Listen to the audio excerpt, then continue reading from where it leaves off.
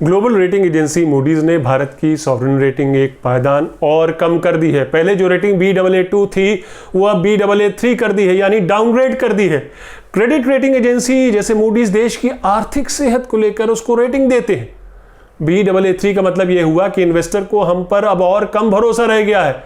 इस रेटिंग का मतलब हमारी उधार चुकाने की क्षमता और कमजोर पड़ रही, हमारे कर्ज बढ़ रहे, फिस्कल डेफिसिट बढ़ रहा। कुल मिलाकर ये कि हम पिछले सालों में एक ऐसा आर्थिक माहौल नहीं दे पाए जिससे कि हमारे देनदार, हमारे इन्वेस्टर खुश हो कि भाई हमने सही जगह पैसा लगाया, उससे हमें फायदा होगा। Stand up India, make in India की जितनी बात होती रहे, एक बात और, Baa3 से एक पायदान भी और फिसले जिसकी पूरी आशंका है तो यह समझ लीजिए हमें जंक रेटिंग मिलेगी। वैसे Baa3 रेटिंग कोई कम शर्मनाक तो है नहीं, जंक रेटिंग से बस एक पायदान ऊपर है। लेकिन आपको यहां एक बात बतानी जरूरी है, मूडीज ने ये रेटिंग कोरोना के चलते और कोरोना से होने वाले आर्थिक नुकसान, लॉकडाउन से होने वाले आर्थिक नुकसान के चलते नहीं दी है, कतई नहीं। मूडीज ने ये Baa3 रेटिंग भारत के पिछले कुछ सालों की आर्थिक नीतियों और धीमे आर्थिक विकास के चलते दी है। लेकिन प्रधानमंत्री मोदी लगातार आर्थिक परेशानियों का बोझ, उसका सारा ठीकरा अब कोरोना पर फोड़ रहे, लॉकडाउन पर फोड़ रहे। कोरोना को विलेन बनाया जा रहा है। जनवरी मार्च तिमाही में भारत ने 3.1 की विकास दर रजिस्टर की है, इस 2020 की जनवरी से मार्च वाले तिमाही में, और मार्च के आखिरी हफ्ते में जाकर लॉकडाउन लगा है 25 मार्च को। यानी ये नहीं कहा जा सकता कि वो तो कोरोना वाला तिमाही था, बिल्कुल नहीं। वैसे फाइनेंशियल ईयर 20 यानी 1920 में विकास दर 4.2 रही, और अगर वर्ल्ड बैंक IMF की माने तो मौजूदा वित्तीय वर्ष में यानी कि 2021 में हमारी विकास दर माइनस में भी जा सकती है, रिसेशन हो सकता है, नेगेटिव ग्रोथ हो सकता है। क्योंकि अगर हमने किसी एक चीज में आत्मनिर्भरता हासिल की है पिछले कुछ सालों में तो वो है आर्थिक संकट क्रिएट करने में आत्मनिर्भरता। हम उसमें आत्मनिर्भर हो चुके हैं। नमस्कार, मैं हूं आपका न्यूज़ बाज प्रभात शुंगलू। आज का मेरा सवाल, क्या सरकार की आर्थिक नीति कोरोना लॉकडाउन से उबरने में नाकाफी है? अब तक की आर्थिक नीति? अपने जवाब हाँ या ना में जरूर दीजिएगा। उधर मूडीज रेटिंग में भारत को डाउनग्रेड किया गया। इधर प्रधानमंत्री ने उद्योगपतियों के समूह कॉन्फेडरेशन ऑफ इंडियन इंडस्ट्रीज के साथ वीडियो कॉन्फ्रेंसिंग में यह बड़ा दावा किया कि लॉकडाउन खुल रहा है, भारत अपनी गति फिर पकड़ेगा। We will definitely get our growth back. हम फिर से विकास की राह पर चलेंगे, बल्कि चल चुके हैं। मुझे लोगों की मेहनत, उनके इंटेलेक्ट, उनके डेडिकेशन पर भरोसा है, उनके इनोवेशन पर भरोसा है। प्रधानमंत्री जी, लोगों ने भी आप पर भरोसा किया, प्रवासी मजदूरों ने भी भरोसा किया। उन्हें तो रेल मुफ्त में उनके घर भी नहीं छोड़ पाई। 1200 किलोमीटर, 800 किलोमीटर बेचारे सड़क पर पैदल ही निकल पड़े, भूखे प्यासे। क्या पिछले सालों में आप उनके भरोसे पर खरे उतरे? लेकिन मूडीज रेटिंग आने के बाद कांग्रेस के राहुल गांधी ने मोदी सरकार पर हमला बोला। उन्होंने कहा कि जंक रेटिंग से एक पायदान ऊपर होना अच्छी बात तो नहीं है। जिस तरह से सरकार गरीबों को और MSME सेक्टर को साइडलाइन करके चल रही, उससे तो ये लगता है कि अभी इससे भी बुरे दिन आने बाकी हैं। इससे पहले कि मैं आगे बढ़ूं, आपको ये बता दूं कि आज मैं मूडीज की इस रेटिंग के विश्लेषण के लिए खास मेहमान से बातचीत करूंगा। आपको उनसे मिलवाऊंगा द हिंदू ग्रुप के बिजनेस अखबार द हिंदू बिजनेस लाइन में senior deputy editor Shishir Sinha से। शिशिर और मैंने आज तक न्यूज चैनल में लंबे अरसे तक साथ काम किया। खैर, ये बातचीत मैं आपको आगे दिखाऊंगा। मूडीज ने ये रेटिंग 22 सालों के बाद डाउनग्रेड की है। भारत की रेटिंग आखिरी बार मूडीज ने 1998 में रेटिंग गिराई थी, जब अटल बिहारी वाजपेयी प्रधानमंत्री थे। उन्होंने पोखरण में न्यूक्लियर टेस्ट किया था और उसके बाद दूसरे बड़े देशों ने भारत की आर्थिक मोर्चेबंदी की थी, अगर आपको याद है। जाहिर था इससे अर्थव्यवस्था पर असर पड़ता है। उस साल मूडीज ने भारत की रेटिंग डाउनग्रेड की थी और उसके बाद आज जब पिछले 6 साल से नरेंद्र मोदी की सरकार है तो मूडीज ने डाउनग्रेड की है भारत की इन्वेस्टर रेटिंग। नहीं, उन्होंने न्यूक्लियर टेस्ट तो नहीं किया मोदी जी ने, उन्होंने बालाकोट सर्जिकल स्ट्राइक का दावा किया, नोटबंदी और जीएसटी लागू किया, रात के 12 बजे नोटबंदी। बावजूद इसके जनता ने फिर प्रधानमंत्री में भरोसा जताया और दोबारा सत्ता में बिठाया, जिसके 1 साल के भीतर ही हमारी अर्थव्यवस्था चरमराते हुए 4.2 के विकास दर पर पहुंच गई, जबकि दावा तो था 8.5% ग्रोथ का। पिछले साल मूडीज ने Baa2 रेटिंग तो दी, मगर भारतीय अर्थव्यवस्था को स्थिर बताया, लेकिन नवंबर आते आते, पिछले साल नवंबर आते आते मूडीज ने नेगेटिव आउटलुक दे दिया। जो कि स्थिर बताया था, पहले स्टेबल बताया था, उसे अब नेगेटिव आउटलुक दे दिया। ये प्री कोरोना समय की बात कर रहा हूं मैं, नवंबर 2019 की, तब तो ट्रंप भी नहीं आए थे। मूडीज ने भारत की आर्थिक बदहाली को देखते हुए रेटिंग डाउनग्रेड करते हुए कहा कि नीति निर्धारण करने वालों को निचले विकास से, जो लो ग्रोथ हो रही है, उससे देश को उबारने का एक बहुत बड़ा चैलेंज है उनके सामने। वित्तीय घाटा जीडीपी का 4.6% है, जबकि पिछले साल बजट के दौरान सरकार ने कहा था वित्तीय घाटा 3.8 से ज्यादा नहीं होगा। यानी सरकार खुद ही अपना लक्ष्य पूरा नहीं कर पा रही। इसका सीधा तनाव अर्थव्यवस्था में देखने को मिल रहा है। Manufacturing, auto, consumer durables, metals and mining, real estate sectors में पिछले वित्तीय वर्ष में कोई अच्छी खबरें तो नहीं आई। जानकारों का मानना है कि जो बिग बैंग रिफॉर्म्स सरकार को लाने चाहिए थे, वो अब तक नहीं आए। अब क्यों नहीं आए, ये भी एक मिस्ट्री है। जबकि मोदी को 2019 में, पिछले साल, इस पहले से भी ज्यादा बड़ा मैंडेट मिला था। तो आखिर सरकार का हाथ क्यों बंधा हुआ है? और अब कोरोना का संकट जिससे पूरा विश्व जूझ रहा है, वो भी सामने मुंह बाय खड़ा हुआ है। तो मैंने शिशिर सिन्हा से, द हिंदू बिजनेस लाइन के सीनियर डिप्टी एडिटर से आज जो बातचीत का आगाज किया, तो सबसे पहले सवाल मैंने यही किया कि आखिर सरकार के हाथ क्यों बंधे हुए हैं, कहां बंधे हुए हैं, जबकि इतना बड़ा मैंडेट उनको मिला था। तो देखते हैं ये बातचीत। शिशिर, मेरा पहला सवाल यही है आपसे कि ये जो मूडीज की रेटिंग आई है, बताया जा रहा है जंक से एक पायदान ऊपर, तो मूडीज क्या एक्सपेक्ट कर रहा था भारत से, जो कि भारत इन बीते सालों में नहीं कर पाया, पिछले 2-3 सालों में अर्थव्यवस्था के मोर्चे पर? अगर आप याद करें तो 2017 की दूसरी छमाही में जब मूडीज ने भारत की रेटिंग को ऊपर किया था, तो उस समय ये उम्मीद जताई थी कि सुधार की प्रक्रिया तेज होगी, फिस्कल यानी कि जो सरकारी खजाने की घाटे की स्थिति है वो बेहतर होगी, कर्ज की स्थिति बेहतर होगी, यानी कि हर मोर्चे पर उन्होंने बड़े पैमाने पर सुधार की उम्मीद जताई थी। अब जाकर के जो उनको लगता है कि ये शायद सुधार का चक्र जो है वो नहीं हो पाया है। आपको यहाँ पर एक आंकड़े मैं आपके सामने रखना चाहूंगा, जो अभी फिस्कल डेफिसिट का आंकड़ा आया है 2019-20 का, जो कि सीजीए जारी करता है, कंट्रोलर जनरल ऑफ अकाउंट की एक गवर्नमेंट का एक बुक कीपर कह सकते हैं आप इसको। जी। इसका कहना है कि 4.6% है फिस्कल डेफिसिट, जबकि बजट में जो अनुमान था वो आपका 3.8% का था। तो जाहिर सी बात है कि बहुत ज्यादा बहुत है। बड़ा गैप। और ये जो बिल्कुल, और ये जो तमाम एजेंसीज हैं, चाहे आप फिच की बात करें, मूडीज की बात करें, स्टैंडर्ड एंड पुअर की बात करें, ये सभी लोग फिस्कल पे बिल्कुल गिद्ध दृष्टि जमाए रहती हैं और उनको लगता है कि वहां पर अगर कुछ गड़बड़ी है तो आगे और भी ज्यादा बड़ी गड़बड़ी हो सकती है। दूसरा उनका ये है कि सुधार का जिस तरीके का असर दिखना चाहिए था वो नहीं दिखा है। और तीसरा जो एक तात्कालिक कारण आप कह सकते हैं कि प्रधानमंत्री गरीब कल्याण योजना या आत्मनिर्भर भारत में जो कुछ भी ऐलान किए गए, उसके बाद जो कुछ भी सरकार का दावा किया गया है, उन दावों को लेकर के ये एजेंसियां बहुत आश्वस्त नहीं है।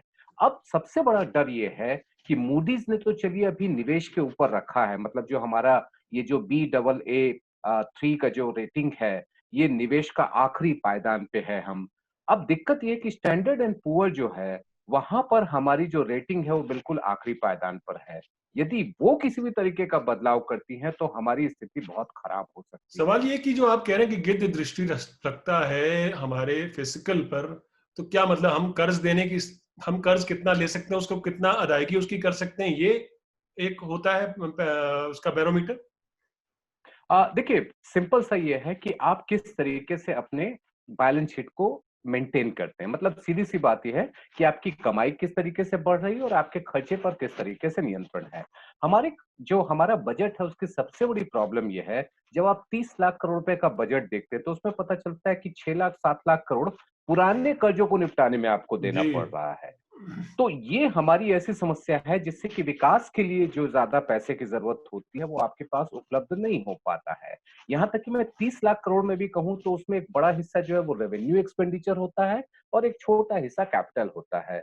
तो रेवेन्यू और कैपिटल का मतलब ये हुआ कि आप ऐसे कामों पर खर्च करते हैं जैसे आप सरकारी कर्मचारियों की तनख्वाह है, पेंशन है, इन सब चीज़ों पे खर्च करते हैं। मैं ये नहीं कहता हूँ कि इसमें प्रोडक्टिविटी नहीं आती है, लेकिन विकास के लिए सीधे-सीधे खर्च करना और इन चीजों पर खर्च करने में अंतर होता है। ये संतुलन हमें सुधारने की ज़रूरत है। कई सालों से इस पे चर्चा चल रही है, वो नहीं हो पाया है। अब दिक्कत क्या है कि इस बार आपने महसूस किया होगा कि अभी जो उधार को लेकर के 2020-21 में पहले जो हमारा लक्ष्य था लगभग 8 लाख करोड़ का था, 4 लाख करोड़ पे और बढ़ गए। तो हमारी स्थिति और बिगड़ रही है फिस्कल फ्रंट पे और उसका एक कह सकते हैं कि असर जो है वो आप इन रेटिंग एजेंसीज के एक्शन में देख सकते हैं। तो ये जो बात की जा रही थी बिग बैंग रिफॉर्म्स की, ये बिग बैंग रिफॉर्म्स दरअसल क्या थे जो कि अभी तक नहीं हुए? अगर आप क्या गिना सकते हैं उसको, 2-3 इस तरह के उदाहरण दे सकते हैं क्या? देखिए, सुधार का मतलब क्या होता है? सुधार का मतलब ये होता है कि आपकी विकास दर बेहतर हो, आपके समाज में ज़्यादा से ज़्यादा लोगों को उसका फ़ायदा पहुँचे। आप एक तरीके से ये भी कह सकते हैं कि आपके देश में औद्योगिक गतिविधियाँ तेज़ हों। अब दिक्कत क्या हुई है कि अगर आप 2016 और 2017 2 हमारे बड़े जो रिफ़ॉर्म्स हुए हैं, एक आपको जिसको डिमोनेटाइज़ेशन मैं ये सरकार के शब्दों में रिफ़ॉर्म कह रहा हूँ मैं, कि एक 2016 का डिमोनेटाइज़ेशन कहें या 2017 का जीएसटी कहें। अब इन दोनों का जिस तरीके का असर दिखना चाहिए था, वो असर नहीं दिखा, बल्कि हमें विपरीत परिणाम ज़्यादा दिखे। खास तौर पे जीएसटी की बात है, तो जीएसटी ने जो हमारे छोटे उद्योग हैं, मझोले उद्योग हैं, उनके ऊपर बहुत ज़्यादा असर पड़ा है और उसकी वजह भी है, वजह बहुत साफ है। हमारे देश में एक बड़ा तबका कारोबार का जो है, वो अनौपचारिक क्षेत्र में होता है।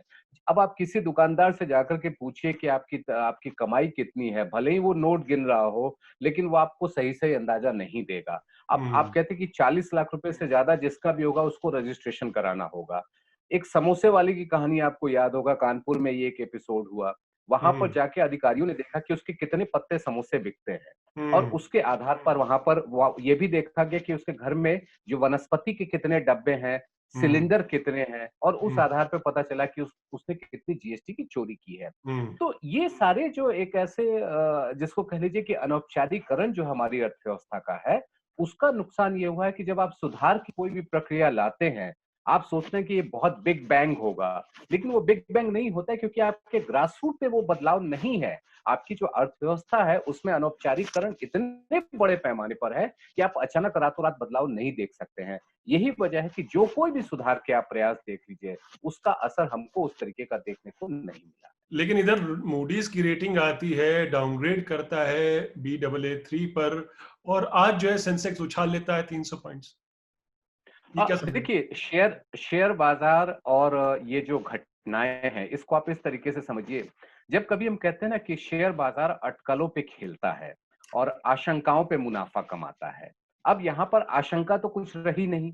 आशंका तो तब होती ना जब हम और बुरे दौर में जाने की बात होती, जब मूडीज कोई वार्निंग दे रहा होता। मूडीज ने आपको ये कहा और ये डिस्काउंटेड था। जिस दिन फिस्कल डेफिसिट का नंबर आया और उसके पहले जब सरकार ने ज्यादा उधारी लेने की बात कही थी और उसके पहले अगर आप याद करिए तो सितंबर में जब सुधारों का जो टैक्स में कॉर्पोरेट टैक्स में कटौती की गई थी, ये सारे जो प्रयास चलते आ रहे थे और उसके बाद उसका कोई असर नहीं दिख रहा था, तो शेयर बाजार इस चीज को डिस्काउंट कर चुका था कि अब इनकी तो रेटिंग गिरने ही वाली है। तो जब मार्केट में जब चीजों को डिस्काउंट कर देता है और मार्केट में कहते हैं ना जब आशंका नहीं होती है, तो मार्केट उसमें बहुत ज्यादा इंटरेस्ट नहीं लेता है। आज जी। कुछ ऐसा ही हुआ। जी। मैंने अर्थव्यवस्था के टर्म्स में कबाड़ शब्द का इस्तेमाल आज जिस तरह से हुआ है, वो शायद मेरे लिए इंटरेस्टिंग इसलिए भी था क्योंकि इकोनॉमी और कबाड़ दो अलग अलग बिल्कुल शब्द हैं, लेकिन आज ऐसे लग रहा था कि क्या वाकई कबाड़ हो जाएगी? क्या हम लोग उस स्टेज पर पहुंच चुके हैं? देखिए, रेटिंग एजेंसीज के एक्शन को लेकर के हर किसी के मन में ये सवाल उठता है कि इसका हमारे लिए क्या मतलब है।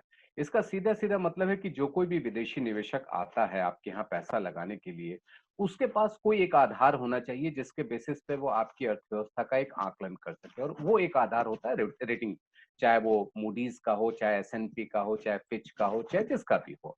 अब यहाँ पर आपका बॉन्ड जो है, यानी कि बॉन्ड जिसमें आपका कोई पैसा लगा रहा है, जो बॉन्ड आपसे ले रहा है, वो बॉन्ड की औकात क्या है? यदि वो बॉन्ड एक बेहतरीन बॉन्ड है, जिसपे आप, अगर मान लीजिए कि आपने कर्ज लिया है और आप समय पे पैसा चुका देते हैं, तो आप बहुत अच्छे हैं। लेकिन अगर ये आशंका हो कि आप समय पर पैसा नहीं चुका पाएंगे, तो वो बॉन्ड हमारे लिए कबाड़ हो जाता है।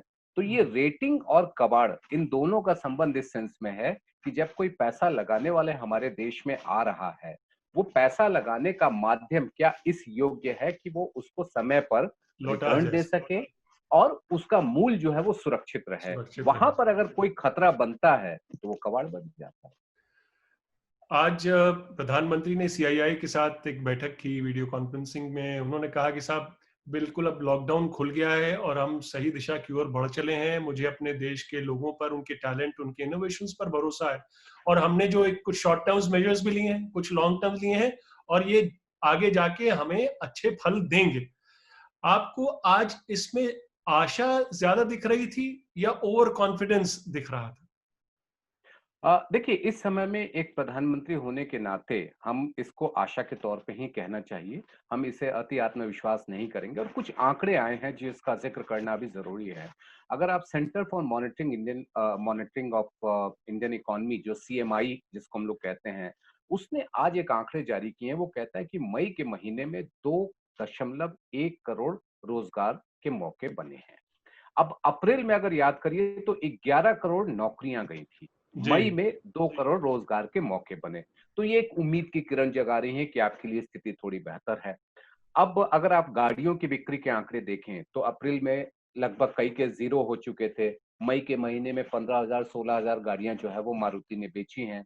और इसमें भी सबसे अच्छी बात ये हुई है कि ये गाड़ियों की एक बड़ी संख्या जो ग्रामीण इलाके हैं और अर्ध शहरी इलाके हैं उनमें बिक रहे हैं, चाहे वो टू व्हीलर्स भी हो, चाहे फोर व्हीलर्स भी हो।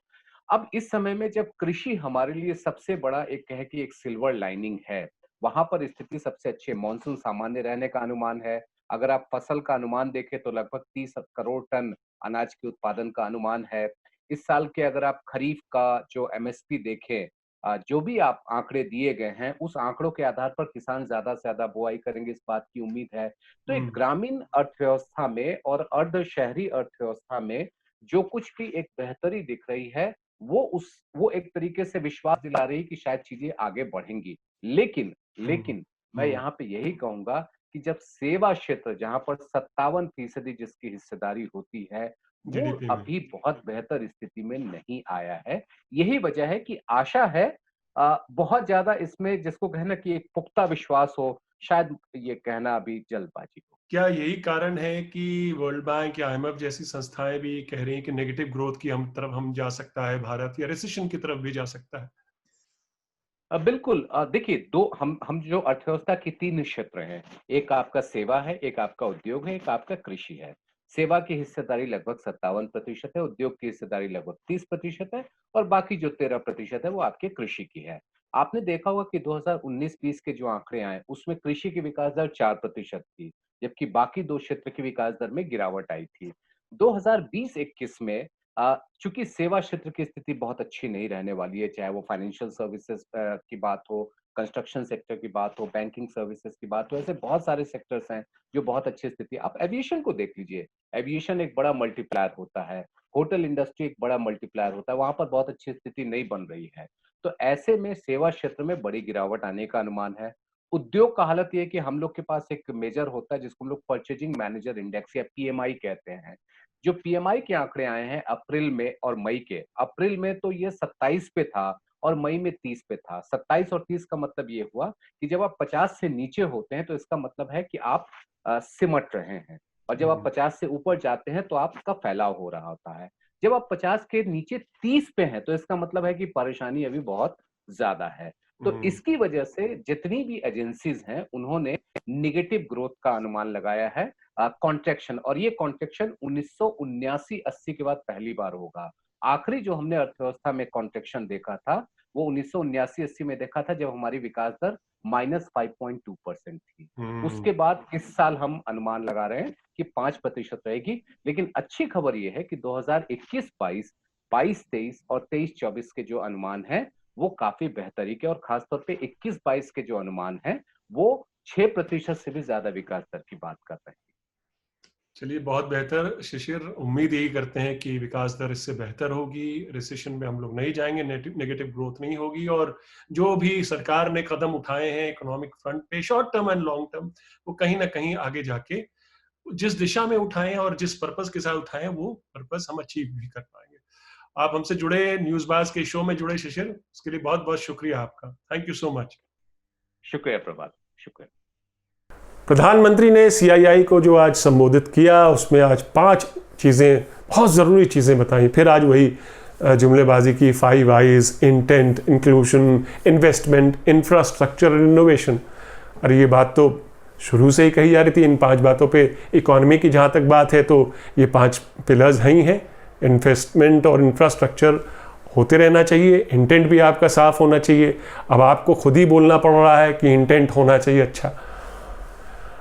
खैर, जुमलों से ना तो देश चलता है और ना ही अर्थव्यवस्था। तो आज का मेरा सवाल, क्या सरकार की आर्थिक नीति कोरोना लॉकडाउन से उबरने में नाकाफी है? अपने जवाब हाँ या ना में ज़रूर दीजिएगा। तो ये थी आज की न्यूज़बाजी। फिर मिलेंगे एक नई न्यूज़बाजी के साथ। तब तक के लिए नमस्कार।